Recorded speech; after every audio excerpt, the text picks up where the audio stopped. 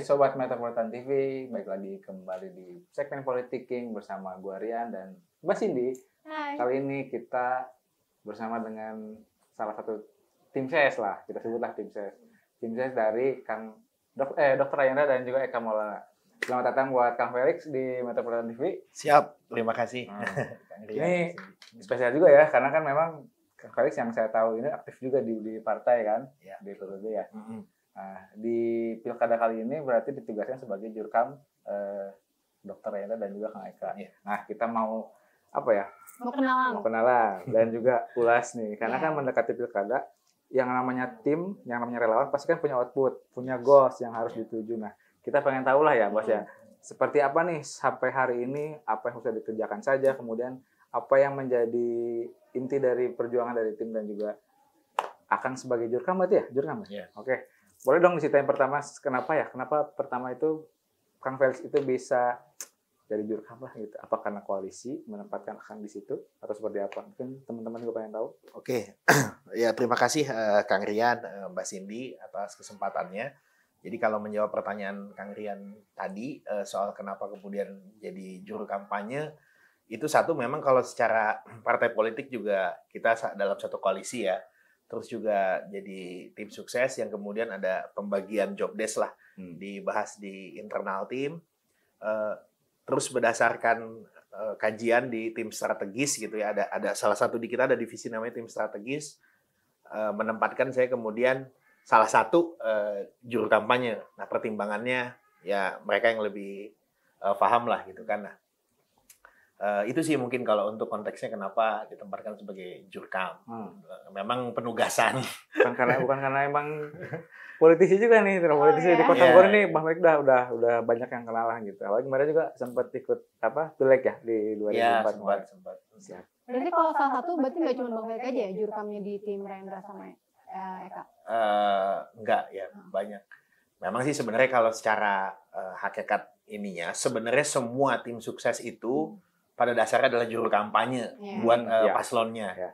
Baik yang di tingkat posko ya di tim inti sampai ke bahkan ke RT RW gitu kan, kecamatan, kelurahan dan seterusnya itu sebenarnya adalah juru kampanye. Cuman memang ada penugasan-penugasan yang spesifik kepada saya gitu kan. Misalnya kita harus mewakili mungkin juga karena ikut merumuskan program kan, jadi dianggap bisa berbicara juga lah soal program kerja. Kalau misalnya Kang Eka atau Pak Dokter, karena jadwal dan kesibukan padat kan nggak semua tempat bisa dikunjungi, nggak semua komunitas ataupun juga pihak-pihak bisa ditemui secara langsung. Mungkin saya bisa mewakili untuk hadir, untuk terjun ke lapangan, ya untuk berdiskusi dan menyampaikan program-program kerja lah. Berarti selama ini apa yang udah dilakukan oleh Kang Felix dan juga tim untuk nge-brand Dokter dan juga Kang Eka? Ya kita melakukan ya banyak hal ya, outputnya sebenarnya bisa disimak juga sama publik gitu kan, baik itu lewat sosial media, kampanye-kampanye di media maupun juga di lapangan. Nah itu memang biasanya sih ya saya terlibat lah dengan senior minimal untuk turut mendiskusikan dan ya mencanangkan strategi lah gitu. Jadi hal-hal yang semacam itu sih. Nah sebagai jurkam nih Kang, apa sih ada pengalaman berkesan nggak nih selama Kang Felix sendiri turun di masyarakat menjadi jurkam gitu ya? Iya. Banyak sih sebenarnya ya kalau diceritain satu persatu. Tapi ginilah pada intinya akhirnya pengalaman yang berkesan itu justru membuat kita jadi makin memahami permasalahan yang ada. Jadi kayak kalau saya pernah dampingin Kang Eka gitu, terus kemudian ya kita ketemu masyarakat yang kondisinya relatif memprihatinkan gitu kan, karena ternyata dari sisi sistem ini dia nggak bisa mengakses urusan kesehatan apa segala macam. Nah dari situ kemudian kita follow up dengan langkah-langkah advokasi gitu kan segala macam, biar akhirnya dia bisa berobat gitu kan, kita urus BPJS-nya, PBI-nya dan lain sebagainya. Itu juga saya kira cukup berkesan. Jadi bagaimana kita bisa akhirnya memotret masalah yang ada di Kota Bogor lewat proses-proses dialog-dialog tadi gitu dengan masyarakat. Mungkin hal-hal kayak gitu tuh buat saya sih berkesan ya.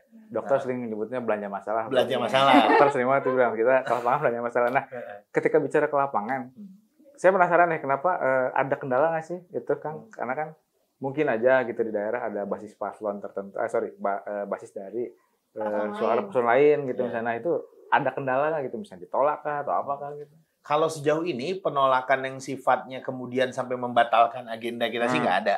Nggak ada ya? Nggak ada. Tapi kalau riak-riak, saya pernah alami. Kebetulan ada saya juga di situ. Itu sama salah satu paslon lah. Tapi justru bukan berangkat dari apa namanya prosedur kita yang sebenarnya udah kita tempuh secara formal. Satu, memang itu wilayahnya kita, zona kampanye kita. Jadi komunikasi dengan PKD ya, Panwas dan sebagainya sebenarnya udah ditempuh. Terus juga RT, RW, dan koordinasi lapangan dengan Babinsa, Babinmas, dan semua yang bertugas tuh udah clear, selesai. Secara prosedural sudah selesai. Mau bikin agenda ketika itu kita kan juga menampilkan layar tancap. Ada program kita layar tancap di programnya. Ada salah satu program kampanye kita itu kita layar tancap udah terselenggara di beberapa titik, di 3 sampai 5 titik lah kegiatan untuk kita layar tancap, dan itu antusias masyarakat tuh tinggi karena kan mungkin tadi yang menghidupkan memori masa lalu, terus juga film-film yang kita tonton juga yang renyah-renyah lah yang bisa dinikmati, jadi rame biasanya. Nah, pernah salah satu kejadian ya itu ada protes justru dari masyarakat yang mungkin terafiliasi sama salah satu paslon, itu mempertanyakan dan bahkan sempat agak tinggi juga lah gitu kan adanya apa segala macam. Ya tapi alhamdulillah bisa diredam gitu kan karena memang sesuai dengan aturan dan justru mendapatkan backup juga dari masyarakat yang dukung kita. Nah, tapi kan ini sebenarnya kalau nggak kita juga yang redam posisinya ya bisa terjadi gesekan kan. Tapi alhamdulillah sejauh ini enggak lah, bisa dikomunikasikan. Kondusif, memang itu yang harus dijaga sih. Secara kalau layar tancap kan nggak mungkin 1-2 orang dong. Iya. Berkerumun. Bisa aja layar tancap, taunya yang paslon lain pengen juga. Iya, tapi ujung-ujungnya itu juga satu akhirnya tetap ikut nonton juga, ya ikut ya menikmati juga gitu kan.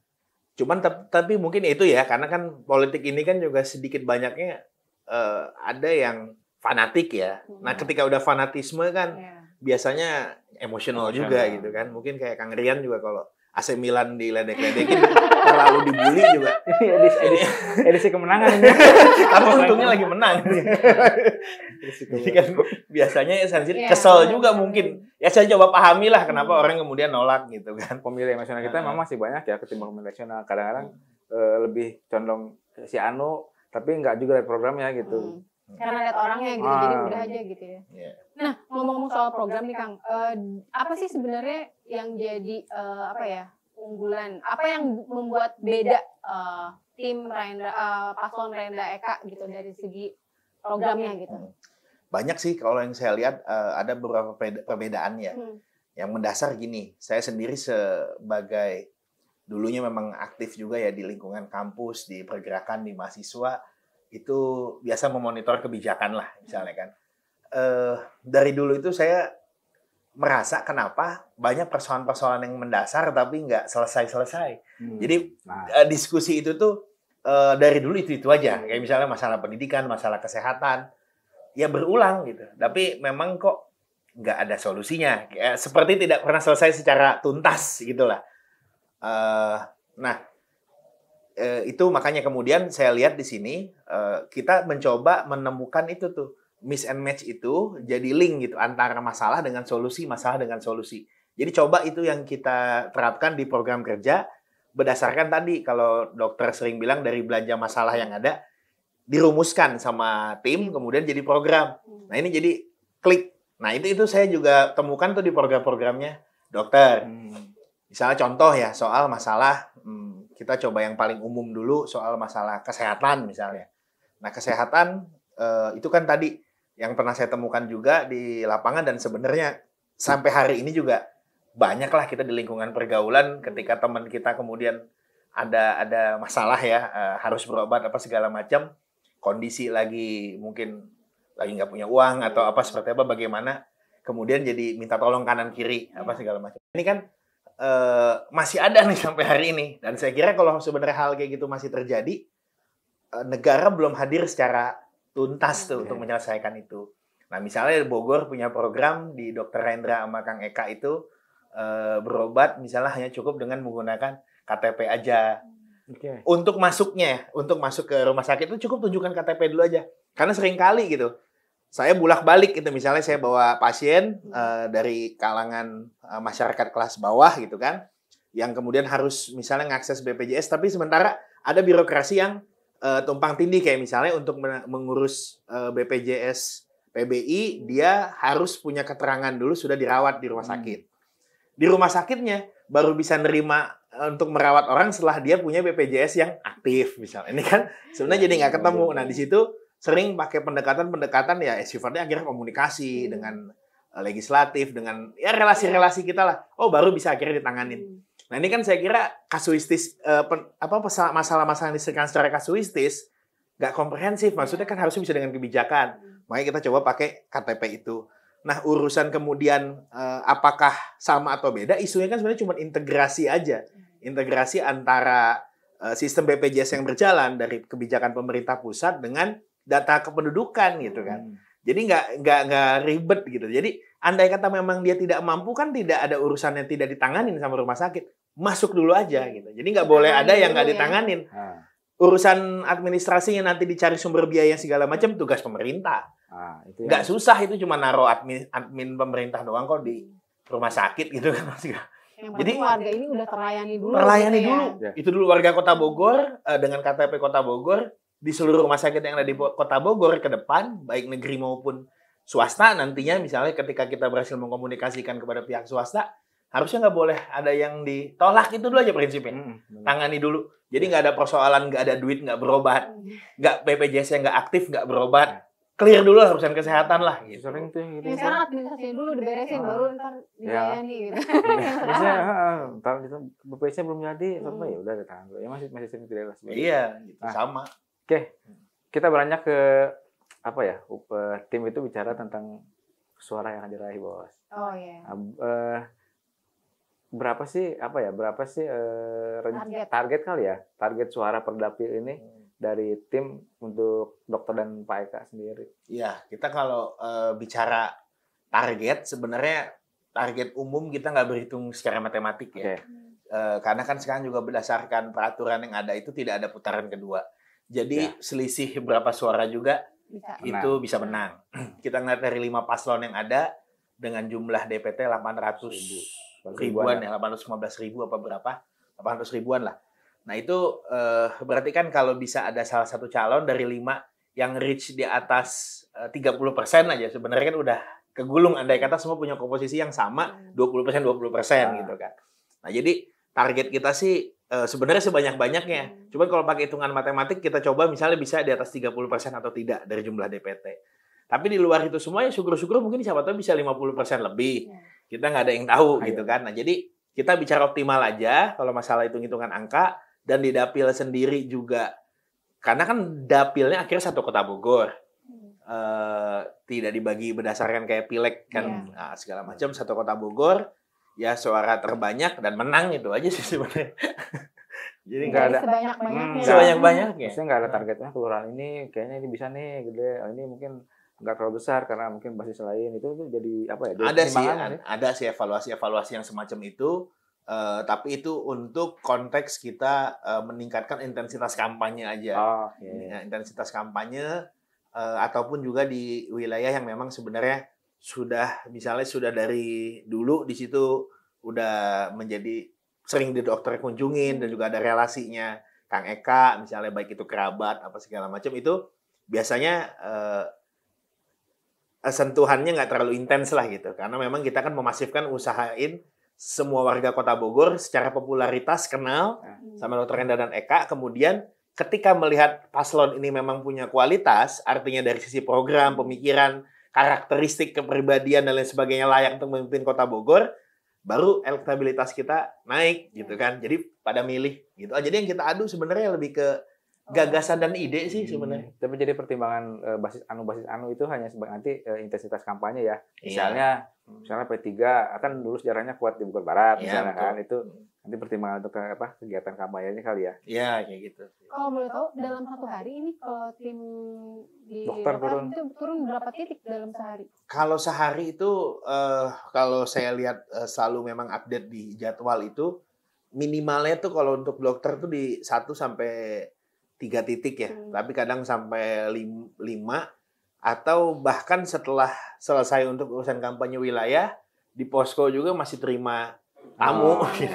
Jadi ngalir aja. Nah, terus kalau Kang Eka sendiri memang pendekatannya kan dia turun terus ya. Turun ya, door to door campaign, jalan kaki gitu kan. Kalau pakai bahasa yang umum tuh belusukan, tapi kalau kita nguriling kampung gitu, nguriling. Jadi di situ tuh, jadi dialognya memang lebih lama dan lelah sih, memang lebih capek. Tapi memang itu saya kira buat cara kita bersentuhan langsung dengan masyarakat ya. Memang ngobrol tuh face to face tuh kadang one on one karena problemnya bisa beda-beda. Banyak gitu. Tapi insya Allah kita coba rangkum di 5 program unggulan sama 23 program utama kita itu kejawab sebenarnya. Majority of problems yang kita temukan ya. Saya malah lihat kalau Kang Eka sama dokter itu nggak program dulu ya, maksudnya sering ke lapangan dulu, belanja masalah dulu, baru ketika sudah jadi, baru tuh muncul tuh program ini harus diselesaikan karena basisnya kita belanja masalah yang tadi, kan diperkuat oleh hari ini kan kampanye gitu. Tapi ada ini nggak sih Kang, sasaran dari warga yang dikunjungi gitu, misalkan apakah dia kebanyakan Gen Z-nya, kalangan milenialnya atau lebih ke orang tua majelis-majelis seperti itu? Ada sih itu sebenarnya kan segmentasi pemilih ya. Makanya segmentasi pemilih yang ada kita coba jawab dengan relate program-program. Kayak misalnya, tapi kalau di wilayah, kalau turunnya itu ke pendekatannya ke titik sosialisasi RT RW misalnya, itu kan kalau dokter bikin namanya Ngariung Sehat. Nah di Ngariung Sehat sendiri ini pesertanya unpredictable kalau dari sisi segmen pemilih. Ada bapak-bapaknya, kadang ada ibu-ibunya aja mungkin masif, tapi ada juga anak muda juga nongkrong-nongkrong biasanya di pinggir-pinggir gitu di samping pada nontonin. Dan sering juga ketika pas sesi tanya jawab atau bahkan udah off dokumentasi, off cam misalnya kita nggak ini, itu juga suka diskusi juga, intens juga dah. Jadi sebenarnya sasaran itu juga ada. Terus kemudian juga kalau secara pendekatan kegiatan juga sama kayak Gen Z milenial, mungkin kita cenderung bikin forum-forum diskusi ya di kafe-kafe, di coffee shop. Itu juga kita jalanin juga gitu. Kayak Kang Eka tuh ada Eka ditanya apa segala macam. Sebelumnya juga inisiatif dari teman-teman pengusaha-pengusaha muda tuh bikin sinergi connect untuk mempertemukan pengusaha-pengusaha muda dengan Kang Dokter sama Kang Eka yang lebih dialogis lah. Itu untuk Gen Z dan milenial. Nah, itu kita coba approach masing-masing pakai program. Kayak misalnya ibu-ibu, kita juga kan menyiapkan rumah perlindungan perempuan dan anak. Nanti akan kita bangun di tiap kecamatan awalnya kan. Nah, tadi tuh menyikapi misalnya tingginya angka KDRT, terus juga kekerasan terhadap anak, bullying apa segala macam. Jadi masyarakat itu juga, kita juga concern sama mental health gitu kan. Sekarang bisa konseling di situ. Gitu kan. Hal-hal gitu, jadi segmen-segmennya ada gitu. Yang lebih langsung kena ke ini ya, ke misalnya buat anak di bawah umur aja yang hari ini minim aktivitas fisik, itu kan kita menyiapkan alun-alun kampung yang selama ini kan kalau pembuatan taman itu cenderung hanya di perkotaan. Taman dengan segala fungsinya itu sebenarnya bagus, nggak bisa juga terlalu dikritisi karena memang ternyata positif lah, bagus sebenarnya. Nah, itu bisa dilanjutkan. Nah, cuman kan tinggal pemerataannya. Justru kita distribusi yang tadinya hanya di kota, di kelurahan-kelurahan masih banyak lapangan-lapangan tuh kumuh bener gitu kan. Yang pinggirannya tidak tersentuh. Nggak tersentuh. Nah, kita mau coba bangun di situ. Nah, ketika itu terjadi kan dampaknya semua segmen juga kena gitu. Ibu-ibu bisa menikmati. Terus di sudah ruang serbaguna nanti urusannya misalnya perlu buat hajatan, resepsi pernikahan, sunatan bisa dipakai.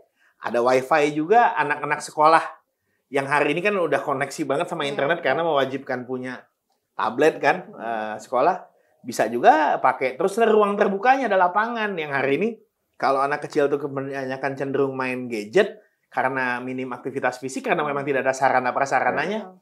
Bisa di situ main bola, main galasin mungkin zaman petak umpet. Lapangannya habis buat bola. Sama ya.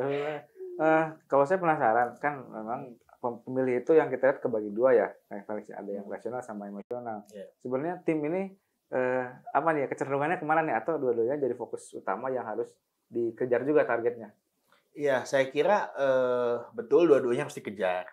Tapi mungkin kalau saya melihat penentuan nanti kemenangan itu mudah-mudahan warga Kota Bogor itu cenderung rasional dalam bisa program memilih ya, calon. program. Iya, jadi penekanannya program. Banyaklah hal yang kita coba sentuh gitu kan. Setelah saya mempelajari juga dari pasangan-pasangan calon lain, nggak ke-mention atau bahkan nggak tersasar gitu ya. Tapi di kita tuh ada gitu lah. Jadi pede juga jadi jurkamnya Dr. Hendra Eka itu. Jadi memang relate lah sama kebutuhan masyarakat yang bahkan nggak dipikirkan gitu. Kayak calon satu, misalnya kalau boleh nyebutin contoh lagi ya, ada shelter pengendara motor. Nah, kita mau bikin shelter. Buat apa? Buat apa itu? Ya jadi, bentar ya, saya sedikit, ini data random lah. Misalnya hari ini jumlah pengendara motor di Kota Bogor. Itu kan, kalau lihat di berita nih, pertumbuhannya ada sekitar 164.491 unit motor. Itu tahun 2019. Waduh.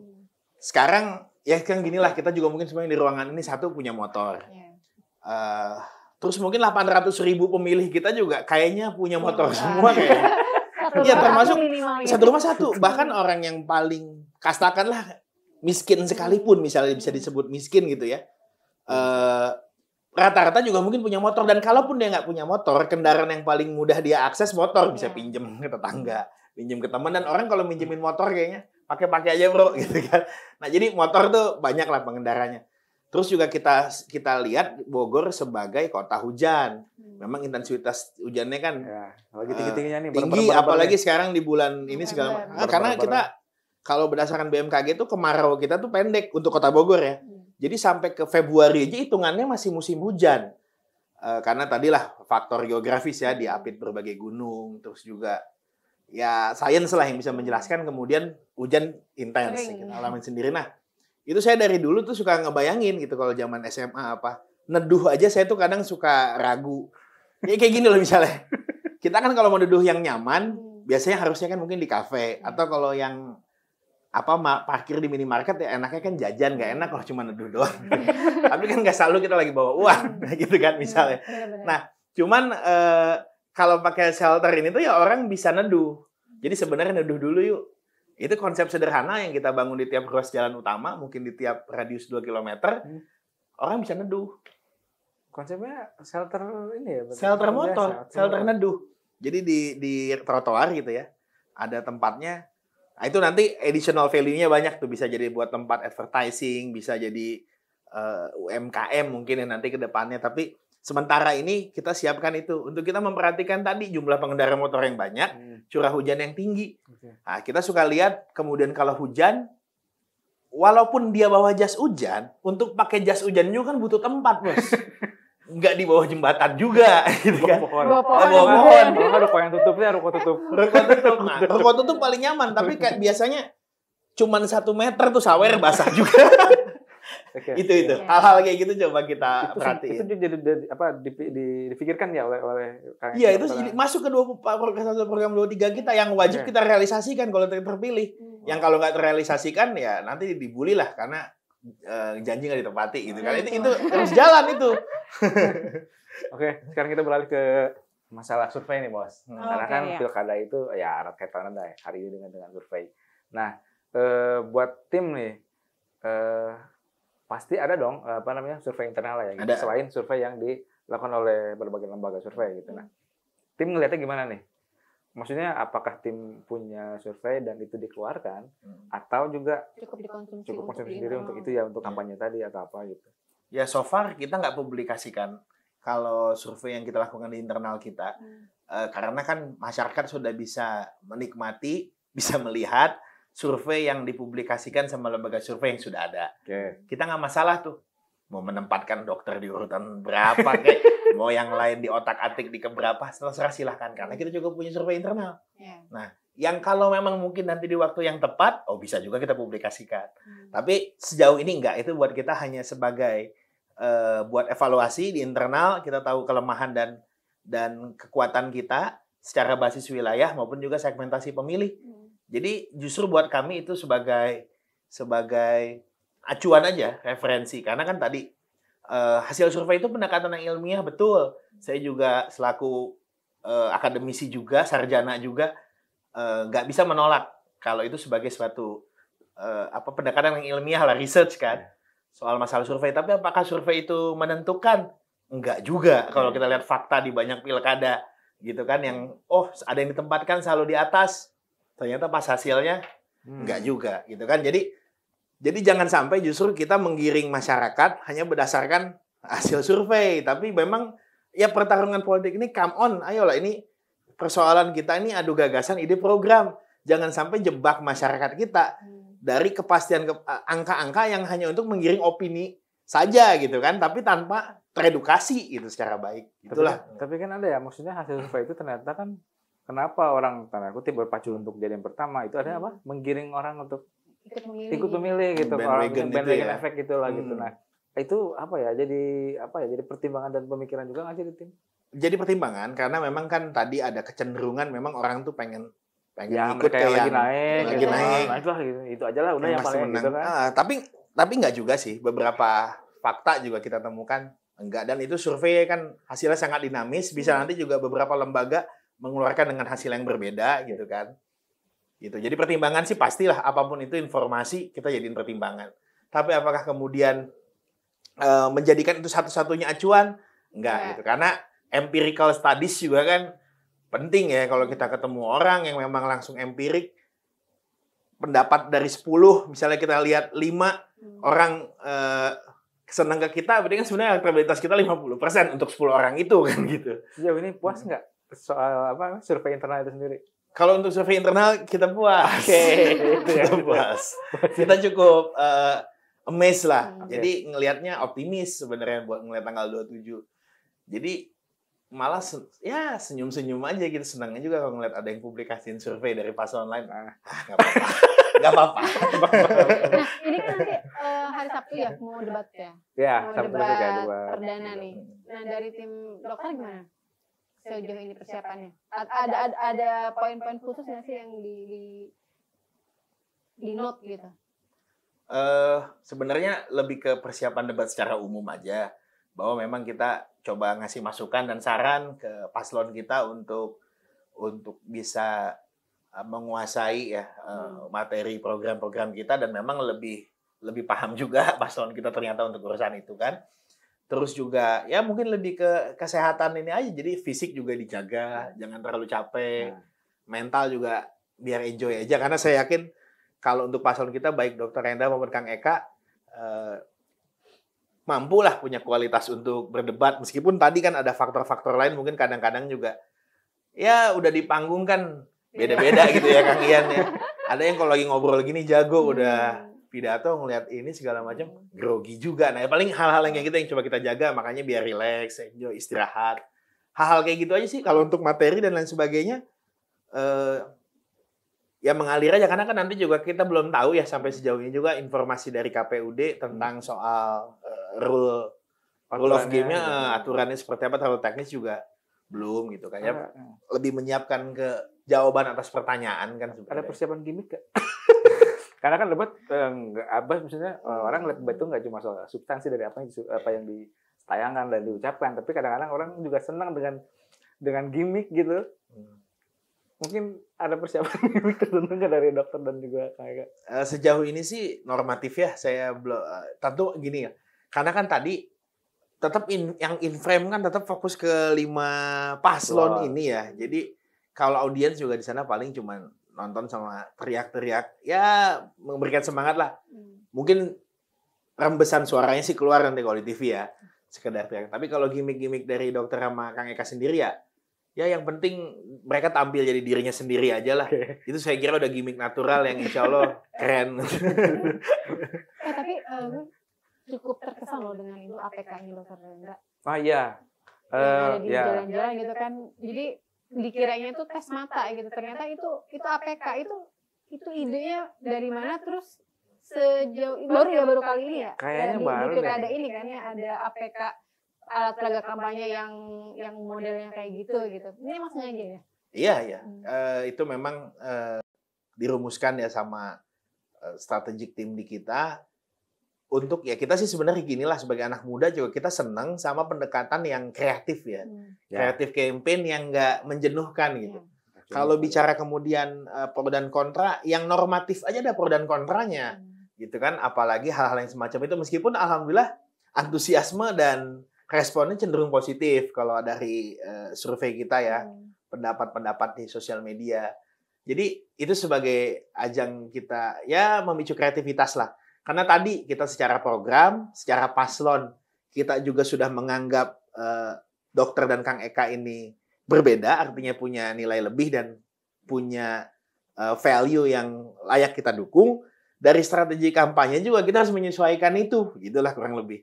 Jadi biar relate, kalau cara kampanyenya sama aja ya dianggapnya sama aja gitu kan. Jadi adalah sentuhan-sentuhan perbedaan. Iya benar. Karena kan orang bosan juga kali ya lihat muka lagi gitu. Itu yang gas mata itu luar biasa itu.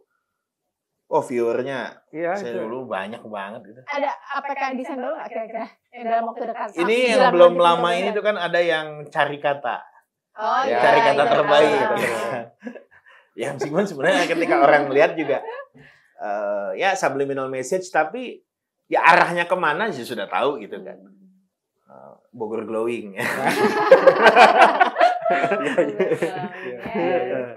Memang betul itu apa jargonnya kayaknya udah pas banget ya kalau ya yang satu pas pertama itu.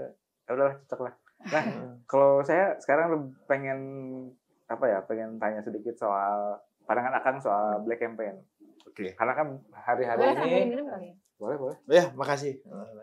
Hari-hari ini memang kita disibukkan dan diramaikan dengan berbagai konten gitu ya, postingan tentang pilkada dan mulai banyak lah yang Black Campaign lah kita istilahkan gitu. Nah, tim itu menanggapi Black Campaign seperti apa? Maksudnya banyak juga kan mungkin ya yang konten yang menyerang dokter dan juga Kang Eka gitu. Nah, tim menanggapinya gimana? Apakah kayaknya harus kreatif, ini harus dibalas, atau ya udahlah slow aja lah, yang penting tadi hilang sendiri gitu. Ya, kalau opsinya dua tadi kita cenderungannya lebih memilih ke yang slow aja. Karena tadi kan ada Black Campaign, ada negatif campaign ya. Nah, justru yang kita waspada itu sebenarnya harusnya lebih ke negatif campaign. Kalau Black Campaign ini kecenderungannya udah jelas fitnah. Jawab pakai satu kata aja, hoax gitu kan. Nah, tapi kalau negatif campaign, tapi yang alhamdulillah memang artinya kan ini, kalau negatif campaign itu berdasarkan biasanya kenyataan kan. Yang kemudian dikapitalisasi pada saat proses kampanye diangkat sebagai isu. Nah, tapi itu case-nya tuh real. Kalau definisinya secara ilmu ya, negatif campaign. Kalau positif campaign kan kita menonjolkan hal-hal yang positif, itu yang kita lakukan. Nah, kalau ada pun black campaign ke kita santai aja gitu. Tapi kalau negatif campaign so far memang apa juga gitu. Karena Kang Eka sama dokter ini kan dua-duanya kecenderungannya memang turun dari kalangan profesional. Jadi nggak berkecimpung di dunia politik sebelumnya yang biasanya tuh terkontaminasi tuh sama proses politik sandar menyandera segala macam. Nah, ini kita enak kalau dokter sama Kang Eka cenderung fresh gitu. Jadi ya udahlah, enjoy aja gitu. Baik, berarti nggak ada yang sampai yang bikin sampai tim atau Kang Eka atau Kang dokter yang nggak menggugat lah gitu. So far nggak ada. Makanya kita punya tim hukum, tim hukum dan advokasi di tim. Tapi memang bidang itu yang santai aja. Jadi kita belum bicara lapor-melapor, gugat-menggugat, atau harus mempertahankan diri kita ketika kita dilaporkan.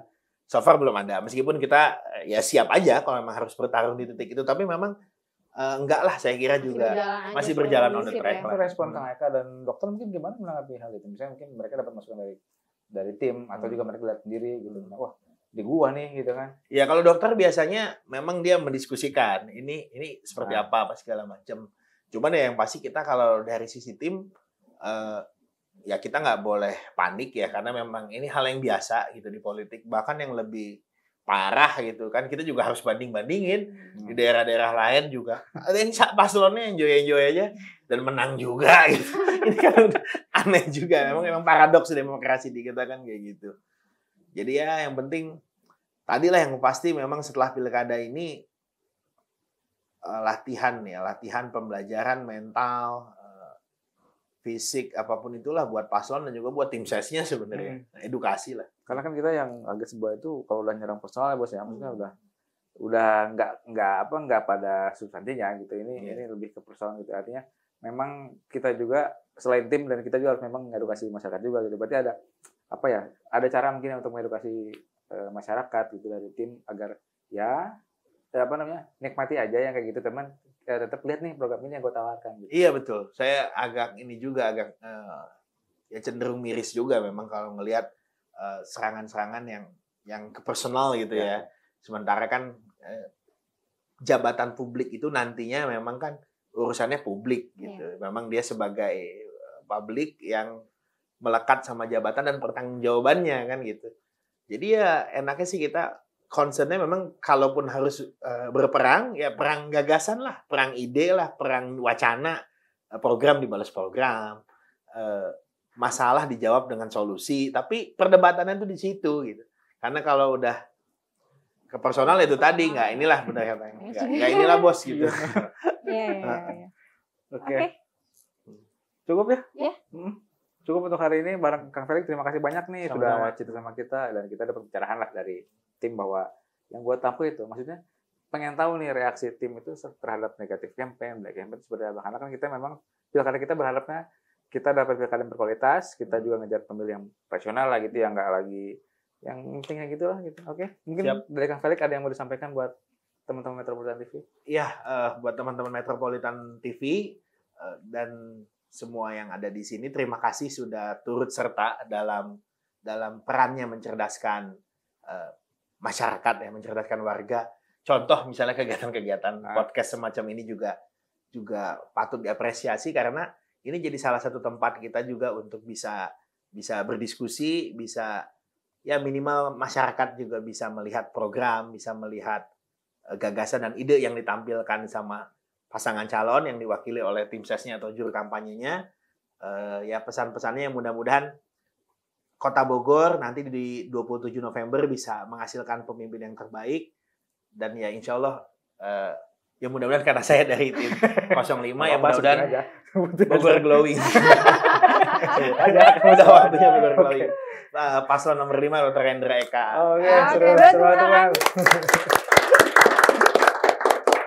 Oke, terima kasih buat Kang Felix dan sama-sama Kang sudah Dian. menonton. Mudah-mudahan kita semua sehat selalu dan Kang Felix dan juga teman-teman bisa terus berjuang demi mendapatkan goals yang diinginkan. Oke, terima kasih banyak. Sampai jumpa lagi di edisi berikutnya. Dadah.